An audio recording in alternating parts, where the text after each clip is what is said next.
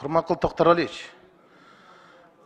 мамлекеттік ең мәнілі мыйзамды сіз мамлекеттің тілінде алып келдіңіз да, мен білгені сіз бірінші мамлекеттік адам болсаңыз керек ұшыл жаққа.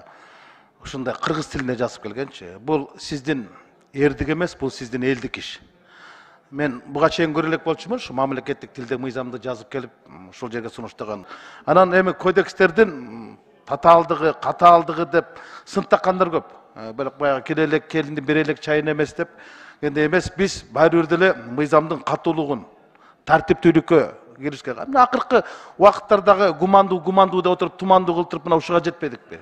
Ошондуктан мен сизден алып келген мыйзамдардын баардыгын толугу менен колдойм. Кандай болгон күндө дагы жоопкерчилик дагы, тоопкерчилик да сиздин колуңузда. Анткени сиз өзүңүз жетектеп, өзүңүз алып келатасыз. Эми бул мыйзамдын иштешин убакыт гана көрсөтөт, убакыт гана баа берет. Азыр эми баа беришке эртелик кылат го дейм да.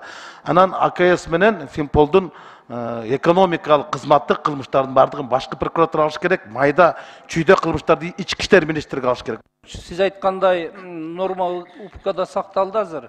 Чындыгында коррупциялык иштерди, экономикалык иштерди прокуратура тергейт. Анан кызматтык кылмыштар боюнча дагы ККМБ тергейт. Анткени альтернатива болгон жакшы экен. Эгер бир органга ишенбечүлүк жаралса, экинчи тергөө органын алып тергеткенге. Ал эми АКС менен Финпол жоюлду да билесиз. Ал жөнүндө азыр маселе жок.